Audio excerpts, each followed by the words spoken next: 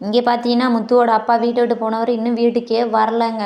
அதே டைம் பார்த்தீங்கன்னா, விஜயா வந்து ரொம்ப கோவத்துலயும் இருக்காங்க. நம்ம ரோகிணிய போட்டு ரொம்ப திட்டுறாங்க. ரோகிணி மயக்க மருந்து கலந்துற பாக்குல டீயில கலக்கி குடுத்துறாங்க. ஆனா, கொஞ்ச நேரம் சென்று பார்த்தீங்கன்னா, அவங்களுக்கு எதுவுமே ஆகல. உடனே அவங்க ஃப்ரெண்டுக்கு ஃபோன் அடிச்சு ரோகிணி கேட்குறா, "சாரிடி அது மயக்க மருந்து இல்ல. இனிமே தான் உங்க அத்தை ரொம்ப ஆக்ரோஷமா ஆவாங்கன்னு" சொன்னோனே, "இங்கேருந்து ரோகிணி" அப்படின்னு கத்துனோனே, "போய் சாமிய ரெடி பண்ணு, பூஜை ரூம ரெடி பண்ணு" அப்படின்னு சொல்லிட்டு ரொம்ப ஆக்ரோஷமா சொல்றா. உடனே மீனா, "நீ என்ன பண்ற? போய் கோலத்த போடு" அப்படின்னு சொல்லிட்டு மனோஜ பிடிச்சி வெளிய தள்ளி இந்த மாதிரிலாம் நிறையா பண்ணிக்கிட்டு இருக்காங்க. அந்த டைம் பார்த்தீங்கன்னா, ரோகிணிய பக்கத்தில் உட்கார வச்சுக்கிட்டு பூஜை பண்ணி, "மீனா இது சூடத்தை ஏற்று" அப்படின்னு சொல்லிட்டு சூடத்தை ஏற்றுறா, இது பண்ணுறா. எல்லாரும் பார்த்தீங்கன்னா, அதே டைம் பார்த்தீங்கன்னா, ரோகிணியை போட்டு மண்டையில் நங்கு நங்கு நங்குன்னு கொட்டுறாங்கங்க. அதை இதை சொல்லிக்கிட்டு சாமிக்கிட்ட. அதுக்கப்புறம் பார்த்தீங்கன்னா, நம்ம சுருதி உள்ளவா, "என்னையெல்லாம் இந்த மாதிரி அடிச்சிங்கன்னா நானும் வாங்கிக்கிட்டு இருக்க மாட்டேன்" அப்படிங்கிற மாதிரி சுருதி, "நான் உன்னை ஒன்றும் பண்ண மாட்டேன் உள்ளவா" அப்படின்னு சொல்லிட்டு சுருதியும் உட்காராங்க. அதே டைம் மீனா எல்லாரும் இருக்காங்கங்க. ரோகிணியை போட்டு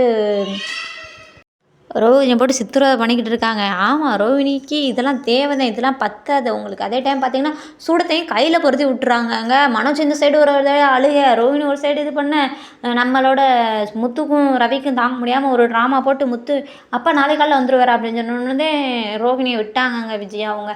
அதோட நாளைக்கு வந்துருவாரா, நல்ல வேளை இன்றைக்கி உன் மண்டை தப்பிச்சிச்சு அப்படிங்கிற மாதிரி சொல்லிட்டு போயிடறாங்க. அதே டைம் பார்த்தீங்கன்னா, நம்ம ரோகிணி ரூமுக்குள்ள உட்காந்து அழுகுறா, "இங்கே பாரு உங்கள் அம்மா எப்படி கொட்டிட்டாங்க, தேய்ச்சி விட்டு" அப்படின்னு சொல்லிட்டு, "இவனு தேய்க்க வேணாம்" அப்படி இப்படின்னு சொல்லிட்டு சமாதானப்படுத்துகிறாங்க. அதே டைம் பார்த்தீங்கன்னா, விஜய் அவங்க காலைல எழுந்திரிச்சு வாசலே பார்த்துக்கிட்டு இருக்காங்க, எப்படா வருவார் அப்படிங்கிற மாதிரி பார்த்துட்டு இருக்கும்போது, அம்மா வந்து "நான் பொய் சொன்னேன்" அப்படிங்கிற மாதிரி மீனா வந்துட்டு முத்து சொல்லிட்டு இருக்கையில, "போய் உண்மையை சொல்லுங்கள், அவங்க எதிர்பார்த்துட்டு இருக்காங்க" அப்படிங்கிற மாதிரி மீனாவும் முத்துட்டு சொல்கிறாங்க. உடனே முத்துவும், "அம்மா அப்பா ஆமாடா, அப்பா நாளைக்கு காலைல வந்துருவாருன்னு தானே சொன்னேன், அதான் நான் வாசலே பார்த்துக்கிட்டு இருக்கேன்" அப்படிங்கிற மாதிரி அவங்க சொன்னாங்க. "இல்லைம்மா அப்பா" அப்படின்னு சொல்லிட்டு திடீர்னு அவங்க அப்பாவோட வாய்ஸ் கேட்கவும் முத்து போய் கட்டிப்பிடிச்சி அழுகிறாரா.